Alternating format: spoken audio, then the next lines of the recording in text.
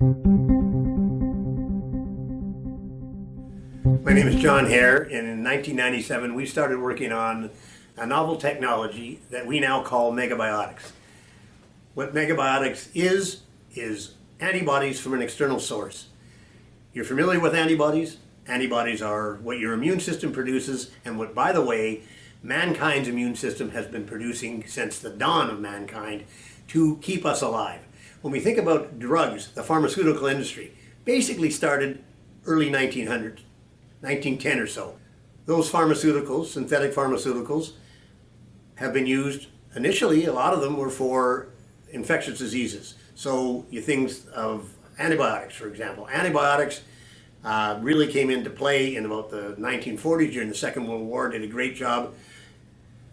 So even the developer of the first antibiotic, penicillin, recognized that bacteria would eventually mutate to the point where the antibiotics wouldn't work anymore. And now we're recognizing that exactly what he said is we have what we call antimicrobial resistance. The projection is by 2050, the world's biggest killer of mankind will be bacterial infections. You get a cut on your finger and you're going to die within a couple of weeks because there's no antibiotic treatments. We have not developed any new antibiotic treatments since the 1980s. So we need alternatives to that. MEGGABIOTIcs provides an alternative to antibiotics. We right now, for example, have a treatment for C. difficile, which is a bacterial infection in the human gut. We can treat that infection with our MEGGABIOTIC treatment better than the antibiotics that are left. And the antibiotics that are now left, and there's only two, that's fidaxomicin and vancomycin, and they're only working between 70, 80, and 80% of the time. We're hitting about 94% of the time we are successful with. So now, from a point of view of treating bacterial infections, our MEGGABIOTIcs work, at least in the case of C. difficile, better. Let's talk about vaccines. Vaccines, we know about vaccines. Vaccines are used to produce antibodies in your system. You get a vaccine, a shot in the arm, stimulates your immune system to produce antibodies against whatever that vaccine was for. Now, the problem with a vaccine, it's only as good as the immune system of the person that's getting that shot.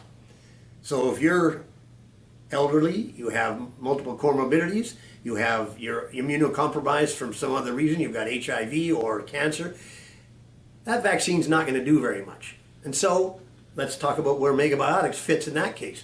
We get antibodies, which is what that vaccine was supposed to be producing in your system. We get antibodies from an external source. We can measure those antibodies. We know how many you're going to need. We know how long they're going to last. So you can take those MEGGABIOTIC antibodies and now prevent infections. Matter of fact, on our C. difficile, we've got the therapeutic treatment now going through phase 2 clinical trial as a treatment. Those same antibodies can be used over a specific period of time, taken every day for, say, a 36-day period, and completely prevent you getting infected by C. difficile because you're going to have the antibodies where the bacteria would be otherwise affecting you. So there's two examples of where MEGGABIOTIcs can replace antibiotics and vaccines. The last one is probiotics. You know about probiotics. I'm not going to go into detail as to supposedly how they work, but when I talk about MEGGABIOTIcs, that's microbiome immunotherapy. So basically what we're saying is we can affect the microbiome in your gut. So what MEGGABIOTIcs do, it's an oral dose antibody that you take and it goes into your gut microbiome. It's called microbiome immunotherapy. Now, you think about the phrase Hippocrates came up with 2,400 years ago. All disease begins in the gut.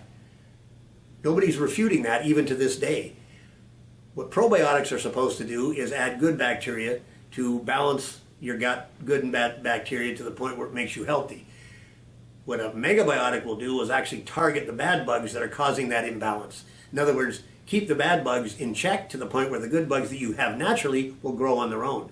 They're not being competed against by bad bugs. Bad bug overgrowth is probably the biggest problem and cause of a lot of chronic illnesses. So there's what MEGGABIOTIcs comes into. We can deal with what antibiotics deal with, we can deal with what vaccines deal with, and we can deal with better, by far, what probiotics are supposed to deal with, using it in a different way. MEGGABIOTIcs, a term we coined, we've been working on it for over 25 years. This is going to be a revolutionary way of solving problems by the way, pharma doesn't really want to look at, because the treatment itself is relatively simple, oral dose, simple as can be. The treatment itself would also be quite inexpensive by comparison to, if you look at what they call immunotherapy right now. In summary, have a look at MEGGABIOTIcs. It's the technology that's coming that's going to do what antibiotics, vaccines, and probiotics haven't really been able to do. We're going to do it better, and we can do it safely. That's the most important thing, is that there's no side effects with MEGGABIOTIcs.